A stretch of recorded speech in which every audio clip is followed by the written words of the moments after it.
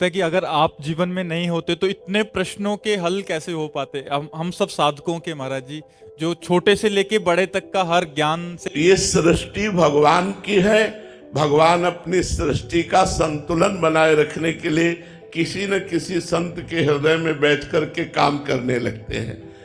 प्रेमानंद रूपी शरीर के ढांचे के अंदर बैठकर सच्चिदानंद भगवान स्वयं आपको उत्तर दे रहे हैं। इस ढांचे के अंदर बैठकर वो परमात्मा ही उत्तर दे रहा है। ये प्रेमानंद शरीर जो है, इस शरीर को धारण करने वाला जो जीव जो है, वो तरंग समुद्र में मिल चुकी है। अब समुद्र का ही राज्य है, अब कोई तरंग का राज्य नहीं है, अब केवल समुद्र ही है। वो आनंद सिंधु जो परम सुख राशि परमात्मा है, वही प्रकाशित होकर आप लोगों के प्रश्नों का उत्तर दे रहा है। नहीं, ये शरीर मरा हुआ किडनी फेल है, इसमें कोई सामर्थ्य नहीं, ये केवल श्री कृष्ण कृपा काम कर रहे। महाराज जी, ये बात आज क्यों नहीं दृढ़ता पूर्वक समझ? आज माया है, इसलिए नहीं समझ में आएगी। कई बार बताया है कि माँ अपने बच्चे को जब सजाती है तो 2 टिक्का काजल के रख देती है।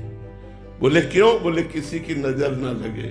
तो ऐसे ही भगवान जब किसी महापुरुष को सजाते हैं तो 1-2 टीका ऐसे लगा देते हैं कि यदि महापुरुष होते तो ऐसा क्यों, अगर इतनी उच्च कोटि के होते तो ऐसा क्यों।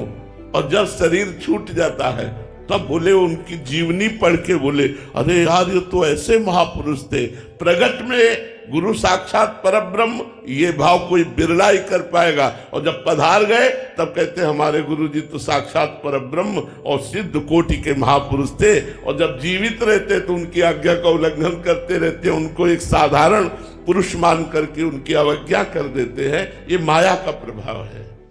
लगता है कि अगर आप जीवन में नहीं होते तो इतने प्रश्नों के हल